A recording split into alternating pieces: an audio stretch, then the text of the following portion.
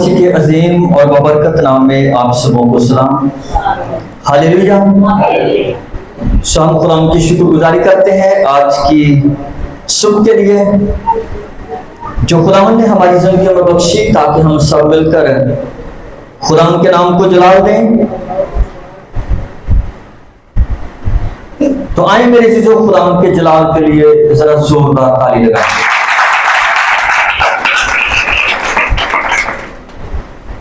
आए कुरान के जिंदा पाक कलाम की तरफ बढ़ेंगे। अगर आपके पास बाइबल मुकद्दस है तो मेरे साथ निकाल लें पुराने अहदनामा में से इस्तिस्ना की किताब और उसका 28वां बाब और उसकी पहली आयत से में यूं लिखा है, और अगर तू खुदावंद अपने खुदा की बात को जान फसानी से मानकर उसके इन सब हुक्मों पर जो आज के दिन मैं तुझको देता हूं एहतियात से अमल करे, तो खुदावंद तेरा खुदा दुनिया की सब कौमों से ज्यादा तुझको सरफराज करेगा। खुदावंद के जिंदा पाक कलाम के पढ़े और सुने जाने पर खुदावंद आप सबों को बरकत दे। तो मेरे चीजों, खुदावंद के जिंदा पाक कलाम में से जो एक आयत मैंने आपके सामने तलावत की है, इस्तिस्ना की किताब जो कि शरीयत की 5वीं किताब है, और मुकद्दस मूसा की मार्फत जो लिखी गई, और मुकद्दस मूसा की मार्फत खुदावंद ने बनी इस्राएल कौम को यह फरमाया, और अगर तू खुदावंद अपने खुदा की बात को जान फसानी से मानकर उसके इन सब हुक्मों पर जो आज के दिन मैं तुझको देता हूं एहतियात से अमल करे। तो मेरे इससे पेशतर कि हम इस पर बात करें। जो लोग खुदावंद के अहकाम पर अमल करते हैं, जो खुदा के कलाम को अपनी जिंदगी के अंदर, खुदा के अहकाम को अपनी जिंदगी के अंदर अव्वल दर्जा देते हैं, मेरे चीजों लोग बरकत पाते हैं। क्योंकि खुदावंद के वादे हमारे साथ जो हैं हां के हैं। और अगर आप खुदावंद के कलाम का मुतालिया करें, इससे पेशतर के खुदावंद हमें बरकत दे।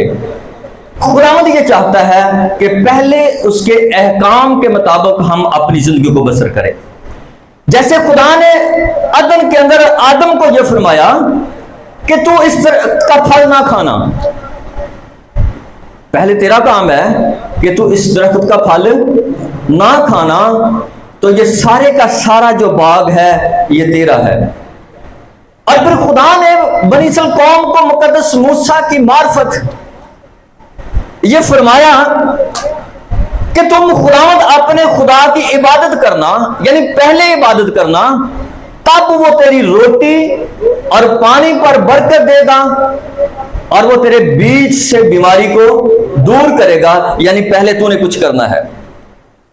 और फिर मलाकी की किताब के अंदर यूं मरकूम है कि तुम मेरी तरफ रजू हो तो मैं तुम्हारी तरफ रजू होऊंगा।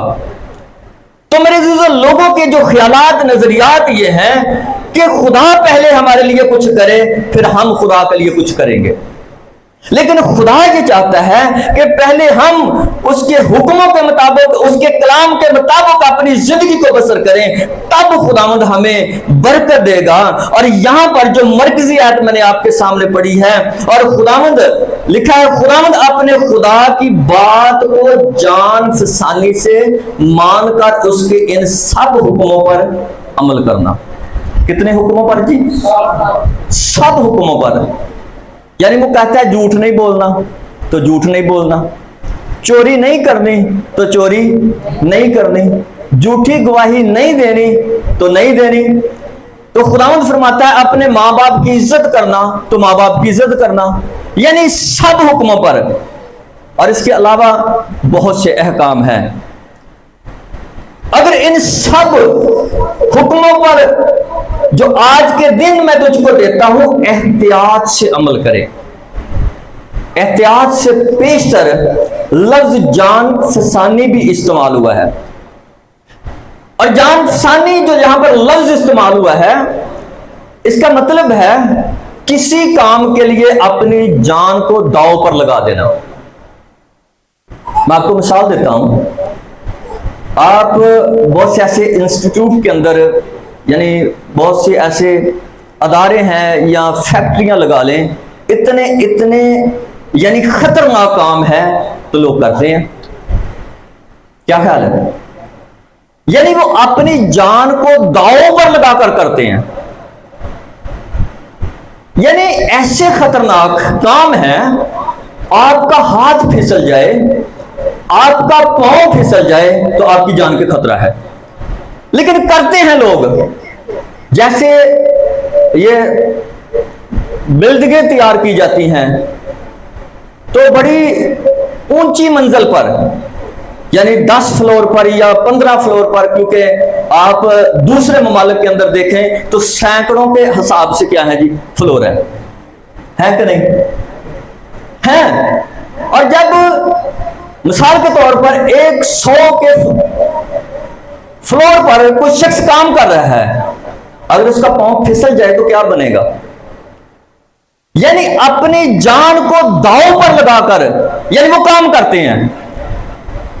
तो यहां पर खुदावंद ने मुकद्दस मूसा की मार्फत फरमाया कि खुदा की बात को जान फसानी से मानकर, यानी अपनी जान को दांव पर लगाकर, यानी इसका मतलब यह है हालातों वाकयात कैसे हैं, आपके घर की सिचुएशन कैसी है। मैंने पहले भी एक दफा बताया कि कुछ लोग हैं, हो सकता है चर्च में आने लगे हैं तो घर में लड़ाई शुरू हो गई है, आओ पे आई चर्च जनाब, और बहुत से ऐसे मामलात हैं। लेकिन खुदावंद ने फरमाया जान फसानी से मानकर इन सब हुक्मों पर अमल करे, यानी अपनी जान को दांव पर लगाकर। और फिर लिखा है एहतियात से। कैसे? अब 10वें फ्लोर पर बंदा काम कर रहा है तो कैसे करेगा? अखा मीट के कैसे करेगा? बड़ी एहतियात से कि कहीं पैर फिसल। ये टीयर गार्डर जो छतों पर लटकाए जाते हैं और ये आग में से जैसे पानी है ना जी, ये ऐसे पिघल जाते हैं, तो लोग वहां पर काम करते हैं। अगर वहां पर हाथ फिसल जाए, पांव फिसल जाए तो क्या बनेगा? पंजेगा ना भी उदा ही, जैसे आग में से वो गुजर कर पिघल रहा है तो बंदा पिघलेगा कि नहीं? यानी वो काम करते हैं एहतियात से। तो जब आपने खुदावंद के अहकाम पर अमल करना है तो बड़े एहतियात से, एहतियात नहीं है। खुदा ने फरमाया कि 6 दिन काम कर और 7वें दिन क्या कर? आराम कर। एहतियात नहीं है जनाब, सानू खबर ही भुली है कि अज एहतियात करनी, काम ते नहीं जाना। इन्नी एहतियात करन दे जनाब, मेरी कितनी एहतियात है। और मैंने अक्सर देखा है कि संडे के रोज औरतों के कपड़े धोने हैं। जितना काम हफ्ते का है ना, असल में ये शैतान का टारगेट है। मैं आपको असल में आगाह कर रहा हूं कि शैतान के मंसूबों से बचें। जितना काम है घर का सारा इकट्ठा करके संडे के रोज पर छोड़ा होता है। ये शैतान का टारगेट है। और शैतान का टारगेट अदन के अंदर वो दरख्त था जहां से खुदा ने मना फरमाया था। और जितना काम है सारा भाइयों ने, बहनों ने, घर के अफराद ने इकट्ठा करके वो संडे के रोज पर रखा है कि संडे आएगा उस दिन हम ये करेंगे, मेहमान बनकर जाएंगे, रिश्तेदारी के पास जाएंगे और हम उस दिन में अपने बच्चे की शादी करेंगे और कुछ भी वगैरह वगैरह। और इतनी हमारी एहतियात है कि हम संडे के रोज सब कुछ करते हैं जी। अदरवाइज आप कलाम का मुतालिया करके देख लें, खुदावंद ने यह फरमाया कि 6 दिन काम कर और 7वें दिन क्या कर जी, आराम कर। अब लिखा है कि एहतियात से, तो मुझे बताएं, जब एहतियात नहीं है, जब हम खुदा के अहकाम को मानने के लिए एहतियात नहीं करते, सिर्फ ये नहीं कि एक ही बात पर एहतियात कर लें जी भाई, सब एक गल तो मैं बड़ा जनाब पक्का जनाब खुदा दे हुक्मां दी, सिर्फ एक गल लिख, बल्कि लिखा इन सब हुक्मों पर, यानी सब हुक्मों के लिए एहतियात करनी है, तब बरकत आएगी, तब शादमानी आएगी, तब खुदा आपको सरफराज करेगा, आपकी जिंदगी से बीमारियों को दूर करेगा, आपके खिलाफ अबलिशी कुव्वतों को आपकी जिंदगी से खारिज करेगा। तब जब एहतियात के साथ अमल करेंगे। अब मैंने पहले भी ये मैं फरमा चुका हूं, अब लोगों की एहतियात देख लें कैसी एहतियात है। और मेरे अजीजों, खुदावंद के कलाम का कानून यह है कि हम खुदा के कलाम को जब एहतियात के साथ अमल करेंगे तब बरकत पाएंगे जी। क्या ख्याल है? तब, और मैं दोबारा इस मरकजी आयत को पढ़ने वाला हूं। लिखा है, और अगर तू खुदावंद अपने खुदा की बात को जान फसानी से मानकर, यानी खुदा के काम के लिए, उसके अहकाम को मानने के लिए अपनी जान को दांव पर लगा दें, जैसे अपने कामों के लिए दांव पर लगाते हैं। जो जहाज चलाता है जी, कितना आसान है, उसको नहीं पता कि आगे क्या बनने वाला है। जो बहरी जहाज चलाता है, जो ट्रेन चलाता है, या दीगर कुछ भी आप लगा लें, यानी जब लोग दुनियावी तौर पर काम करते हैं ना, अपनी जान को दांव पर लगाते हैं, तो जब खुदा के कलाम, उसके अहकाम पर हमने अमल करना है, तो मेरे चीजों अपनी जान को दांव पर लगाकर, यानी आपने अपनी जिंदगी के अंदर अव्वल दर्जा खुदा को देना है।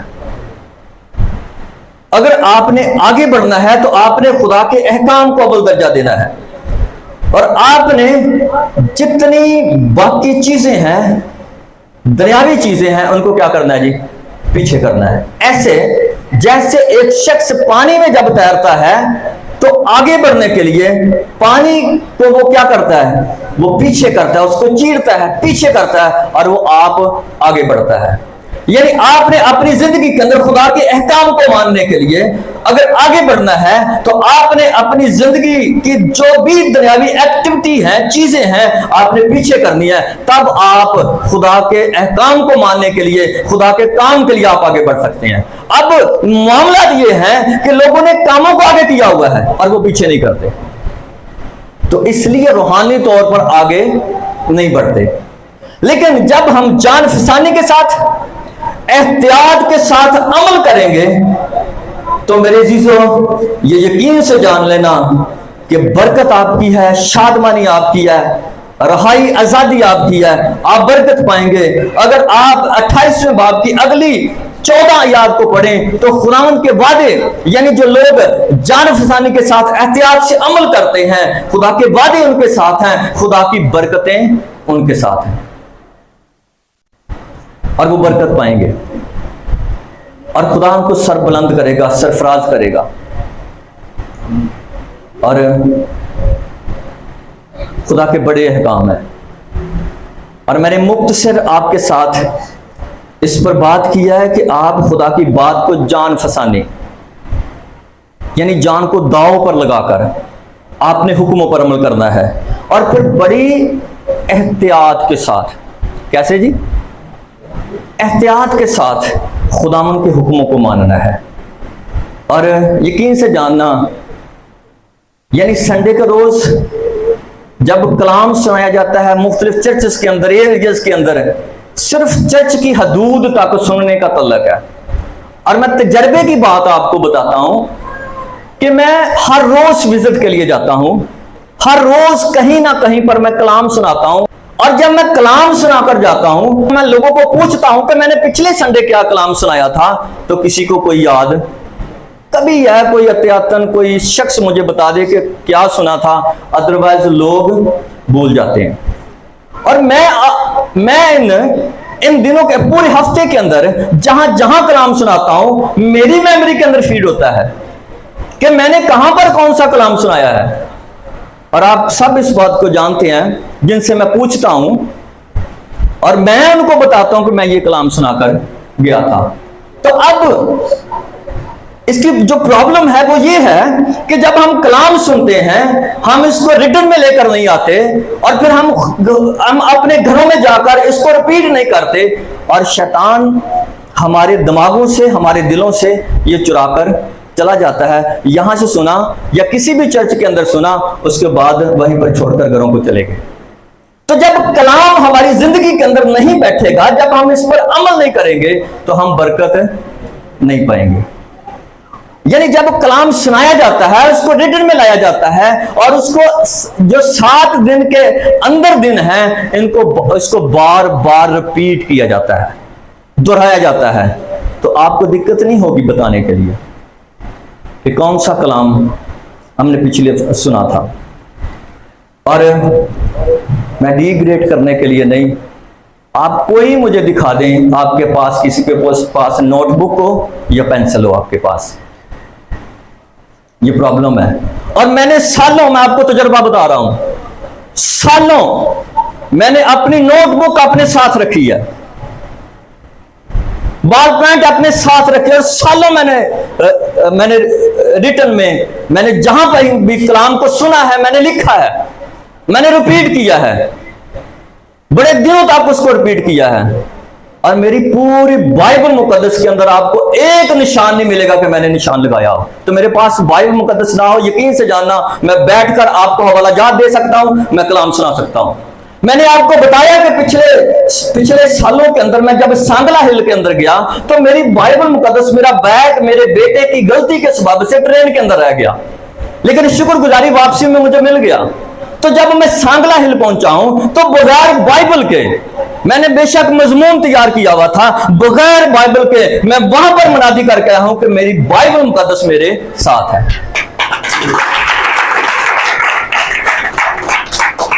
लेकिन जो मरकजियत हमने पढ़ी है, लिखा है खुदावंद की बात को जान फसानी से मानकर उसके इन सब हुक्मों पर जो आज के दिन मैं तुझको देता हूं एहतियात से अमल करे। तो अगली खास बात है हमारे लिए, वो ये है, तो खुदावंद तेरा खुदा दुनिया की सब कौमों से ज्यादा तुझको सरफराज करेगा। दुनिया की सब कौमों से ज्यादा तुझको, यकीन से जानना, आप तजुर्बा करके देख लें, जिन जिन लोगों ने खुदा को अपनी जिंदगी के अंदर अव्वल दर्जा दिया है, खुदावंद ने सरफराज किया है, तजुर्बा करके देख लें, और कौमों से सरफराज किया है। जितनी दुनिया के अंदर कौमें हैं ना, उनसे ज्यादा क्या किया है जी, सरफराज किया है, जो खुदा के अहकाम पर अमल करते हैं, जान फसानी के साथ, एहतियात के साथ। सो खुदावंद आज के कलाम के वसीला से मैं बरकत दे।